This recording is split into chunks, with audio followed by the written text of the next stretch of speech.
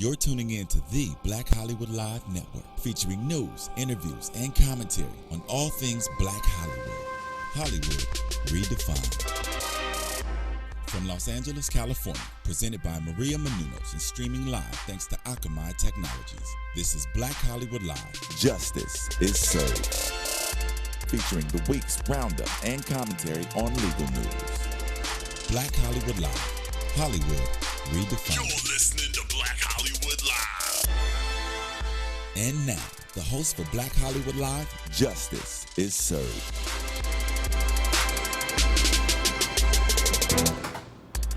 Welcome, ladies and gentlemen, to another edition of Black Hollywood Live's Justice is Served. If you're joining us for the very first show, welcome. Hope you guys enjoy it. Rate, comment, subscribe. Let us know how we're doing. If you're back, welcome. We love talking legal news, and hopefully you do too, because you keep coming back for it. I am Phil Svitek, still holding down the fort for Sarah Azari, who will, I promise, be back. And eventually we will have Mari Fagel as well, so your legal ladies will be back judging these various issues. But a lady who you guys know and has stayed consistent, which, by the way, again, it's just they got stuff going on. They're all working attorneys. We have Chelsea Galicia. Hi there. Thank you. We got a lot to talk about, and so let's open things up with the case of the week, which is, of course, 50 Cent and his bankruptcy. He files for bankruptcy, and leave it to our network co-creator, Maria Menounos, to be part of the breaking of this story for E! News. It was during the Southpaw Junket, which is his new movie coming out with Jake Gyllenhaal and Rachel McAdams, and obviously it's a very sensitive issue, and a lot of times when you deal with these kind of stuff with celebrities, then the publicists get involved of what can be said, what can't be said. If it's to this extent, I imagine even the legal team gets involved with the publicist teams of like, whoa, no, if there's any question of this, we're not doing the interview type of stuff. But obviously 50 felt very comfortable with Maria. Everyone else felt comfortable with Maria. And, he gave us a quote about this bankruptcy. Yeah, it's a big thing for him to open up about something like this, because bankruptcies, even though his isn't the kind where he's like totally broke and he's looking for help, he's just looking for help here reorganizing, it's still kind of stigmatized and seen poorly, and so it's probably sensitive to him, and he probably wasn't thrilled to talk about it. But yeah, he must have felt very comfortable with Maria to tell her that he's looking out for his business. This is a business move. He's reorganizing, restructuring. Let's give people, to take a quick step back, let's give people the context of why 50 is in fact filing for bankruptcy and what the stipulations around it are. All right. So basically what it looks like is that those people who were estimating that he's worth $500 million, even Forbes earlier this year, I think reported that he is worth about $155 million. That is probably not like that. According to the bankruptcy petition, both his debts and his assets are in the range of $10 to $50 million. What has happened recently, last year and just days ago, is that there have been some pretty big civil verdicts that have come down against him. So last year, there's a judgment against him for $17 million from Sleek Audio, who won a case that says that 50 ripped off their headphone design and created the same thing on his own. And then he was very recently found to have invaded the privacy of Rick Ross's ex-girlfriend. Her name is Lastonia Leviston, and on his website there was a sex tape. This is 50.com. Yeah, on that website there was a sex tape of this woman, not with Rick Ross but with somebody else, and so she sued him for invasion of privacy and has won a $5 million judgment. And on the same day that he was supposed to give testimony that would help the court figure out punitive damages, he declared bankruptcy. And what that had the effect of doing was sort of halting that proceeding from going forward. It doesn't mean he gets to avoid the judgment altogether, unless it's somehow one of the debts that is discharged. But when something is done intentionally, like a fraud or a willful tort, like if I beat you up and you win a case against me, I can't then just declare bankruptcy and be like, oh, I don't have the money. You would show that that was a willful, malicious act, and therefore it's not dischargeable in bankruptcy. But it just looks like his cash flow is not going to be able to keep up with all this money that's going out right now, and so that's why he has filed for bankruptcy protection. So what this means is that his debts are going to be reorganized. And for a long time I was like, what the heck does that even mean, reorganized? So I got on the phone with a colleague, Darren Schlechter, who's a bankruptcy attorney here in LA, and he broke it down for me. And basically it means when you're restructuring that you don't have the cash flow coming in to pay everything that's got to go out. And so you figure out a payment plan with people, with the creditors. Usually they don't pay everything back, maybe 50 cents on the dollar, 90, however it is worked out. A majority of the creditors have to agree with this. The court has to agree to it. And so he can essentially, to some of his creditors at least, pay less than he owed them. And in exchange, he's got to be very transparent with his financial situation. So all of the creditors, even the public, will find out details of his financial life that we would otherwise not be privy to. So it's going to be interesting for us to see what's been going on in the 50-cent empire in the last couple of years. And I think that's basically why he did it. Well, as he told Maria in E! News, I'm taking precautions that any good business person would take in this situation. When you're successful and stuff, you become a target. I don't want to be a bullseye. I don't want anybody to pick me as the guy that they just come to with astronomical claims and go through all that. Man, it sounds a little bit like a cop-out, because what he had, these civil verdicts against him are not for negligence, are not for things that accidents that Well, happened. he claims that he didn't, yes, it was posted, but he wasn't the one who authorized it. He didn't do it. Sure. And a jury didn't quite believe it. But it's a company. He's protected, right? I mean, it's not a DBA where yes, it's his website and so on, but it's not. He's protected through whether it's an LLC, an S corporation. Well, it is interesting because this is personal protection, but has to do with his businesses. He separately put his boxing promotion company, SMS Promotions, into bankruptcy a couple of months ago, and that might also be related to the sex tape claim. But yes, I guess when you have a fortune that's large, perhaps not $500 million large, but even assuming at the highest end, assuming he was truthful on that petition that he's got up to $50 million, you definitely want to protect it. But there's a little bit of a victim thing here where people come after him. Sure, when you have deep pockets and you make a mistake, willful or an accidental mistake, and post something gets posted on your website, or you come out with a headphone that's remarkably similar to partners that you were with just right before that.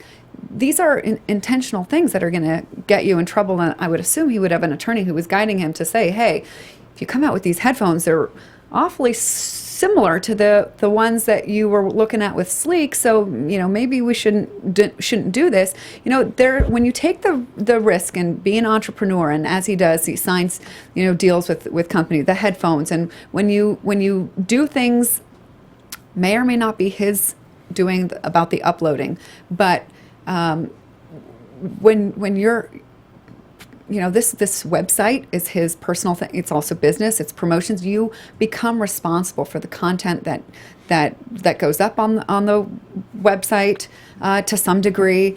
There's a lot of responsibility in being rich, and I think that's something that people don't really realize. Yeah, but the difference is, he's the face associated with that brand, right? I mean, it's called This Is 50 versus.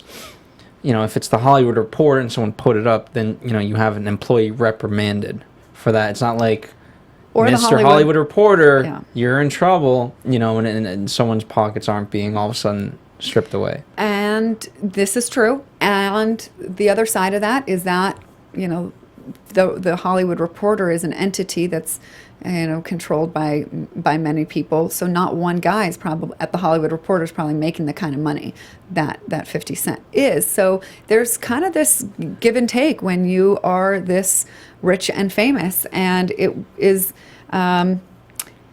It's interesting, of course, the jokes that are coming out because of this.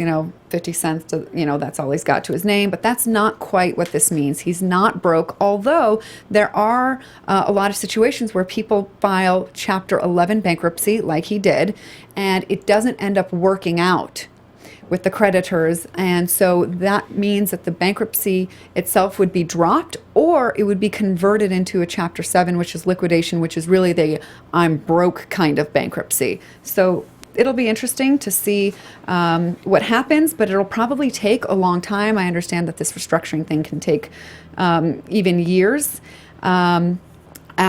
Essentially you're auditing everything, and audits are not fun. Yeah, it's going to be a pretty intense, and it's also going to be really expensive. I didn't realize that for people like 50, this bankruptcy endeavor is really expensive. My friend Darren, that I mentioned earlier, he estimates that it probably cost about $50,000 to $100,000 upfront to retain the attorney and team to do this, and that it'll cost ultimately about $1 million for the fees and everything that it takes to do this. So it's a pretty big decision. It's a pretty big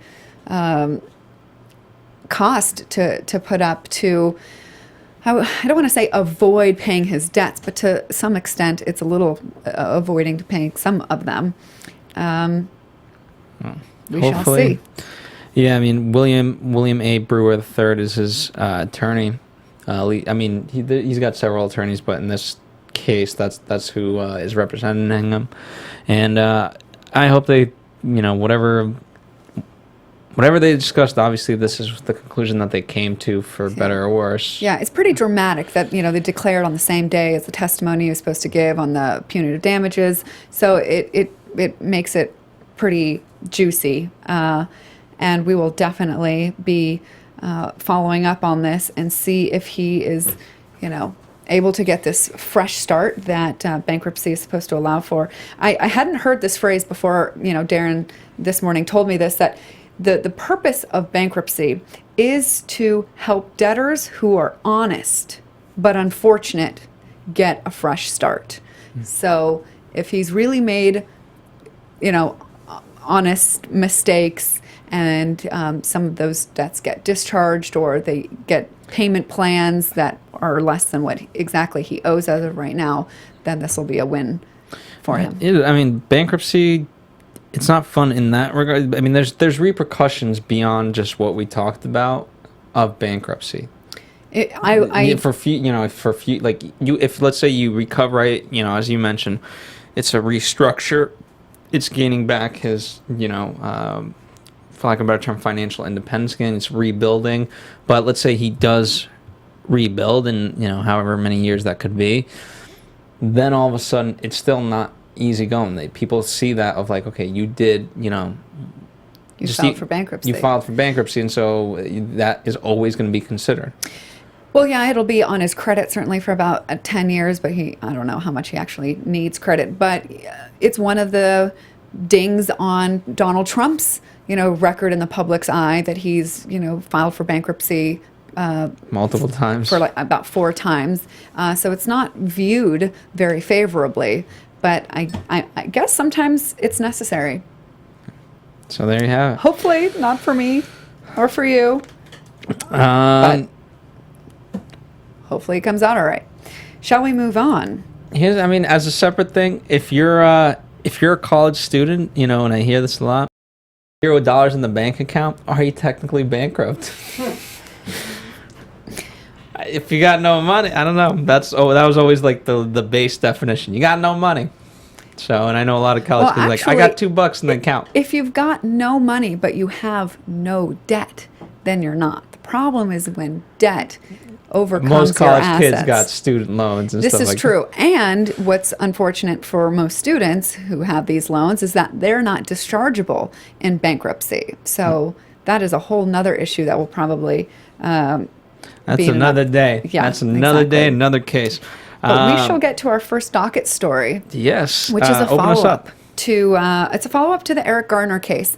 So you'll remember that Eric Garner is a Staten Island man who was essentially choked to death as he was saying, "I can't breathe." This was almost a year ago to the day, and the family and the city entered into a settlement before even the 1-year anniversary and before the filing of the official case against the city.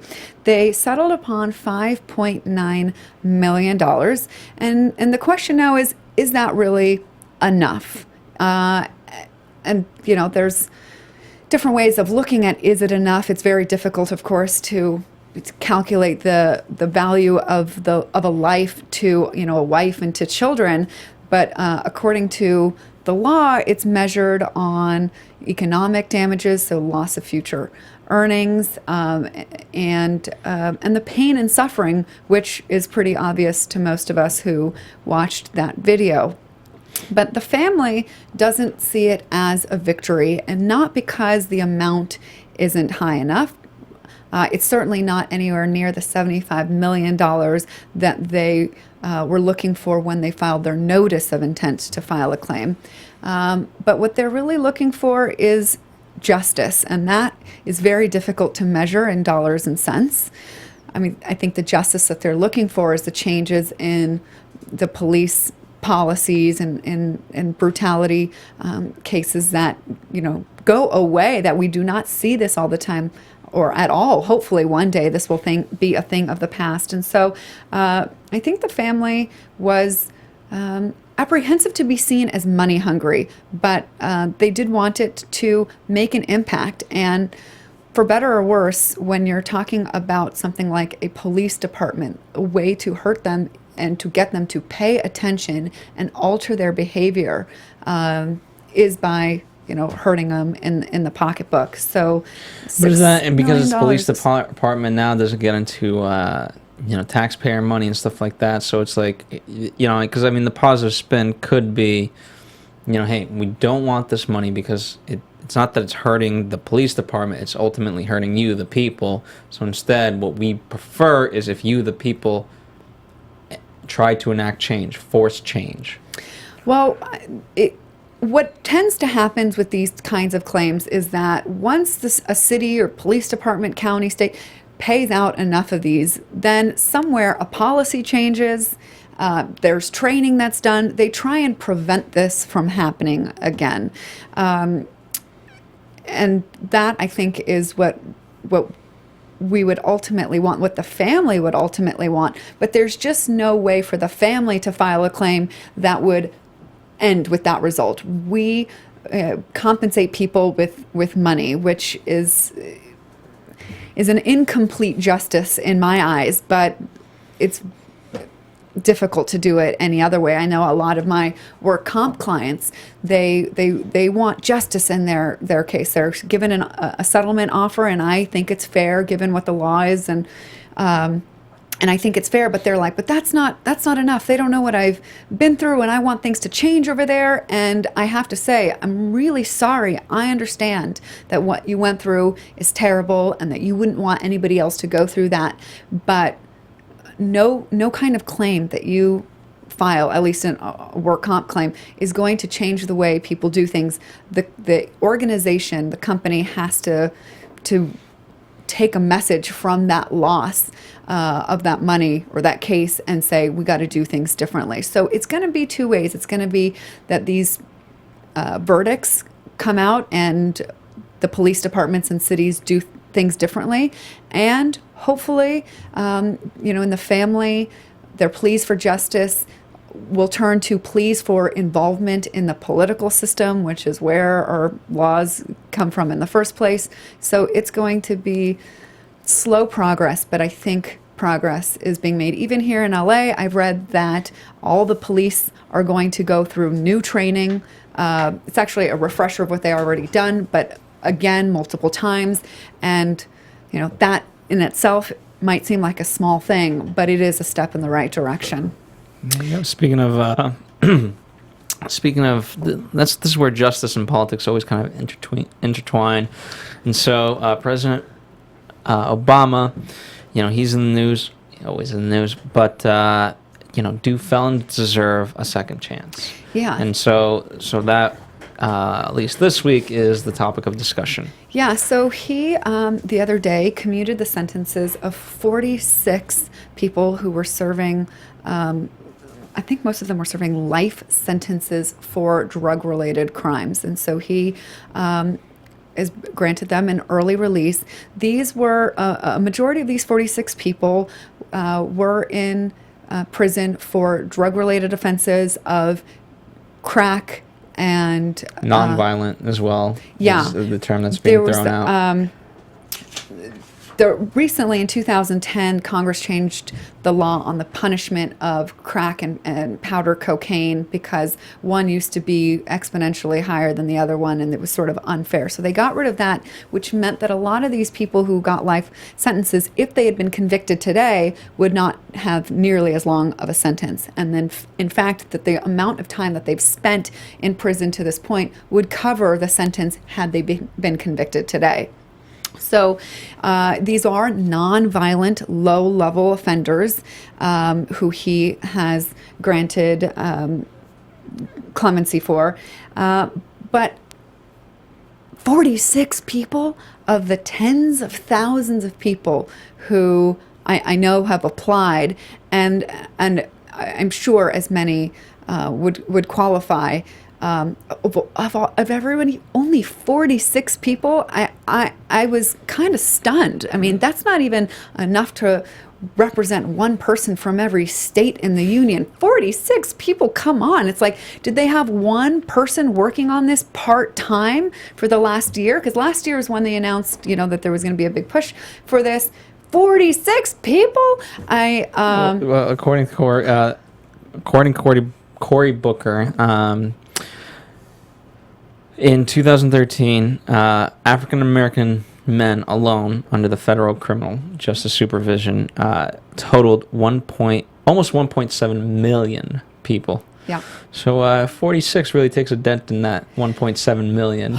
I mean, kind of not really, but that is interesting. The rest of that statistic from Cory Booker is about, and he's quoting the U.S. Bureau of Criminal Statistics, who may have been the same entity that John Legend quoted when he made his, I believe his Grammy or Oscar speech, where he pointed out that the number of black men under state and federal correctional supervision is more than the number of people that were enslaved in 1850.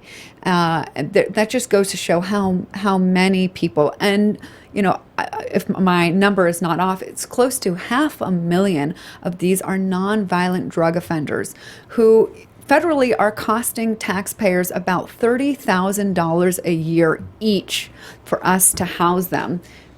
Meanwhile, these private prison facilities are getting rich beyond belief, but we are losing a lot of money, and that's not to mention the lives that are just wasting away sitting in prison that don't need to be, that are not making a difference in the drug war or in the crime rate at all. I hope that there is more money that's allocated to going through these applications. I read some of the stories of the people who did not get their sentences commuted this go around. Walker. Yeah, Scott Walker, not the guy running for president, but another Scott Walker who's serving a life sentence without parole for selling drugs is very disappointed because he's been sober for almost 20 years and has spent his time in prison taking plumber's training to the tune of 2,000 hours, he says.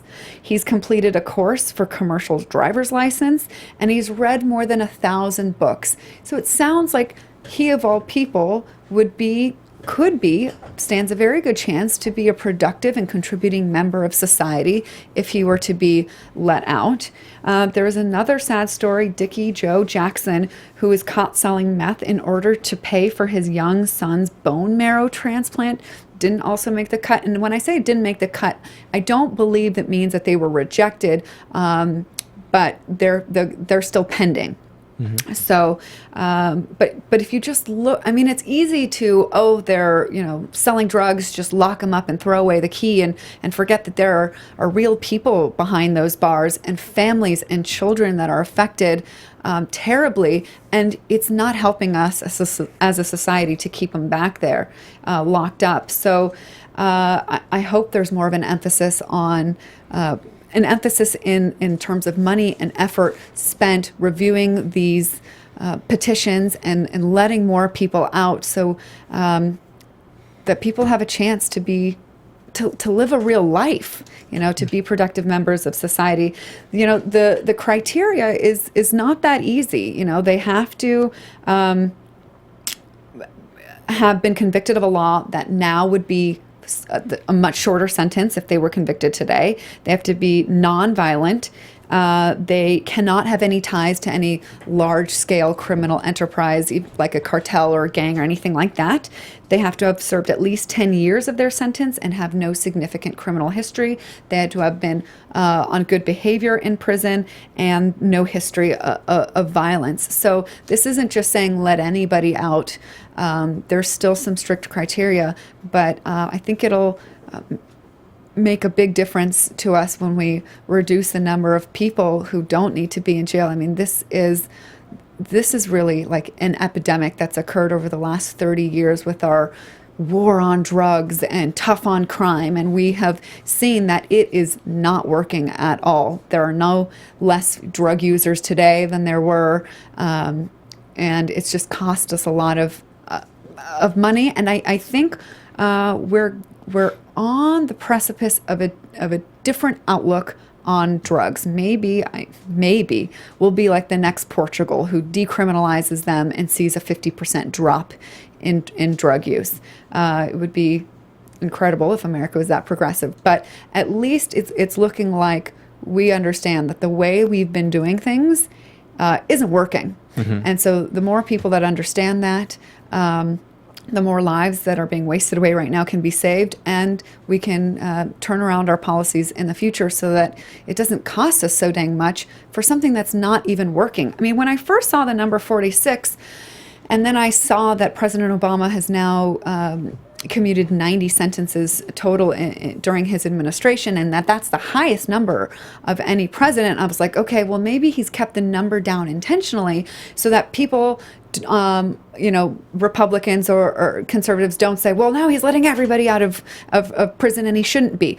But the sort of spokespeople of the conservative movement right now, the Koch brothers, who I generally disagree with on everything, even they are in support of releasing more of these people. So it doesn't seem that there's really any political debate about whether this is a good idea or not. I mean, this is the one issue that I can see that it looks like both Democrats and Republicans agree on, is letting these people who qualify out. So I hope it happens, and I hope it happens quickly. I worry about that, though, too. Not that they're letting them out, but I worry that the restrictions are a little too harsh. And my personal belief with that is that it's going to be very difficult to find somebody who's been in jail for 10 years who hasn't succumbed to the status quo in jail and hasn't somehow ended up in some kind of brawl, somehow ended up in something violent in the prisons, and then had that thrown as record. Yeah. And if you're going to make people wait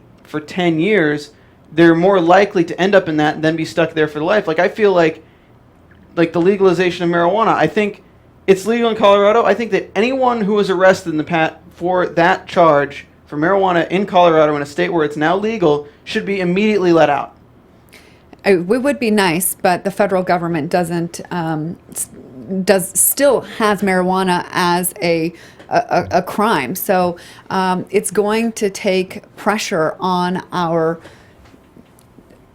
Congress people to decriminalize marijuana. I totally believe in what Stephen's saying, and I also understand that this criteria is pretty stringent, and that there are a lot of people who have relatively low-level offenses who are nonviolent, but you put them in jail and they might become violent, or they have become involved in some kind of fight, and now their whole life is ruined because of, a couple of prison fights. So yeah, I think after they have gone through more quickly all the people that meet this criteria, that they should release it a little bit more. And maybe somebody that went in had a rough time getting used to being in jail and fought for a couple of years and was not a model citizen in prison, but over the years has really turned things around, and that person should be let out. I totally agree with Stephen that even this criteria is a little bit too stringent, but at least this is a place to start. But 46 people is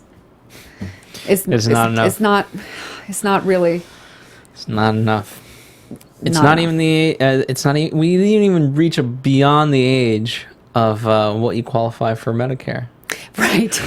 Yeah. Which is our next story. Yeah, and this one, Which is 55, by the way. Yeah, so Medicare and the topic of end of life planning is not a sexy, trending legal story, but I felt it was important to cover this because this will affect a lot of us. Even though most of our viewers are young and vibrant, chances are you know and love somebody who's elderly. And there will come a time when they're at the end of their life, and things can get very dramatic if people, doctors, the families don't know up front what that person would have wanted. It's not only expensive to keep somebody alive on machines who will never recover, but we don't know that's what their wish is. It's traumatic for a family member to have to make that decision. Do I pull the plug or have them, living on a machine? So in order to circumvent that problem, Medicare is now going to reimburse, or they plan to reimburse doctors for having conversations with patients about end-of-life planning.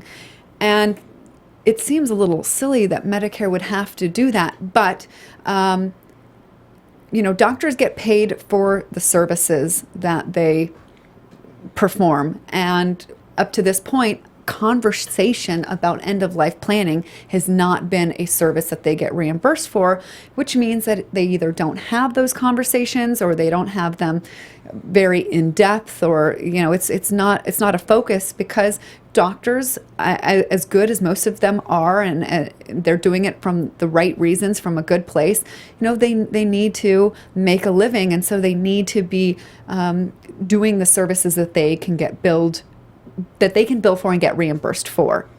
So it is a big deal that Medicare is planning to reimburse doctors, because 80% of the deaths in the United States are for people who are on Medicare, because Medicare covers the elderly and disabled. And also where Medicare goes, private insurance tends to go. So it's a heads up that perhaps all doctors will be one day reimbursed for having these conversations.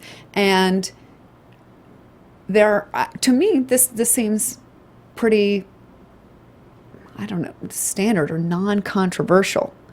Mm-hmm. But there are some people, and Phil, you can tell me which side you agree with, that think that this is not a great idea, because they think that doctors tend to push people towards declining intervention, like ventilation machines or things of that nature. I mean, here's what this is where I would look to hospices and look at their model. There's plenty of them out there in the United States, and their model is very much, it's quality, and it's quality of life, and making sure that, part of that, yes, they're very well aware that death may be an issue of that, right? So whereas in the healthcare system, in an actual hospital, they may be trying to delay death at the cost of, pain and so on. So in a hospice, though, they'll give you pain meds and so on because it's going to help you. It's going to help you, but again, there's a lot of effects with it. Yeah, there's certainly what's really fascinating is that the lengths to which people will go to keep loved ones alive when there's no chance of them sort of coming back to live any quality of life is pretty staggering. But you can. I've not ever been in that situation, but I can empathize with people who are in that situation. Like, what do I do? I don't think that this is going to push people into declining treatment, but I do think that when people hear the facts, like, listen, we can, give you a feeding tube, but you're not going to come back to live a happy, productive life, that people will then choose the hospice method of, well, just help me be comfortable, but don't keep me alive when there's really, I'm not ever going to come back and live a great life again.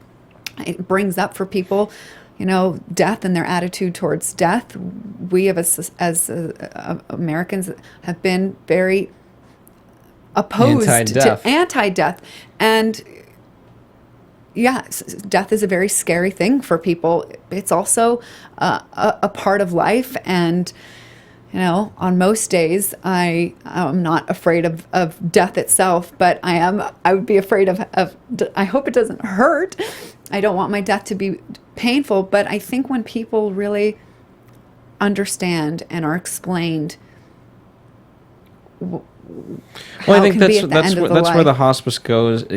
Part of their whole thing is not just inpatient care, outpatient care. It's also about the care of the family, and to ask doctors in a regular hospital setting to now not only cater to and nurses even in particular to care not only about the patient, but now be like, okay, you're responsible for the family. That's where it does become a little bit more difficult, and that's. Again, that's a hospice. That's what it's designed to do. Yeah. I get, it would be very tough to enact on a national level, but that's partly what that needs to have, if you can ease that pain for people. That's what this policy will tend to do. Medicare is going to reimburse not just doctors, but nurses and other medical professionals who have this conversation with not just their patients, but also the patient's family. And hopefully, long conversations about it or multiple conversations about it, that'll be another issue. But I think this is a good thing, and I think this is not the same as saying that Medicare is saying you are being designated a doctor who is going to choose that for you. That's not what this is about. When we talk about end of life, there's a lot of fear that we talked about that comes up for people, and when something like this was debated in 2009 under the Affordable Care Act, people like Sarah Palin were like, oh my gosh, now we're going to have death panels deciding your fate. And this is not it at all. This is leaving the decision up to the patient while they have the ability to think and speak for themselves before they don't have that chance anymore. So, and this is expected to start 2016, the start of 2016. But they're open to comments, as are we. So let us know what you think, and you can even let Medicare know what you think. They want to know also. That's right. Our message boards are great. We like hearing you guys, but ultimately the voice of the people is, in order for all the stuff that we talk about to actually move forward in any sort of way, not only do we have to have conversation, we have to have meaningful conversation, and that meaningful conversation has to lead into some sort of action. So galvanize people. That's what we're here to do for you. Absolutely.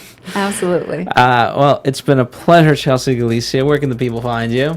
At Chelsea Galicia. Easy enough. And follow us here at BHL Online on Twitter, Instagram, Facebook.com/Black Hollywood Live, and Black Hollywood Live is the website. We are Justice is Served, and we have a whole roster of other shows. We do have a political show that takes sometimes they cross-reference some of the stories that we cover from a political perspective. We have this week that does news and gossip, so I'm sure they'll be talking about 50 in their own different way. We have a fashion show. We have a music show. We have a tech show.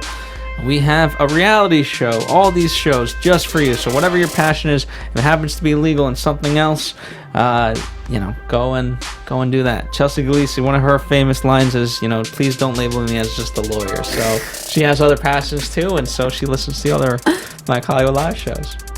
We'll see you next time on another Justice is Served. From producers Maria Menounos, Dario Crystal, Tiana Hobson, Kevin Undergaro, and the entire BHL crew, we would like to thank you for supporting Black Hollywood Live, the first online broadcast network dedicated to African American entertainment. For questions and comments, contact us at info@blackhollywoodlive.com. Like us on Facebook, tweet us, or Instagram us at BHL Online. And I'm your BHL announcer, Scipio. Instagram me at Planet Scipio. Thank you for tuning in. Hollywood redefined. The views expressed here are those of the hosts only and do not necessarily reflect the views of BHL or its owners or principals.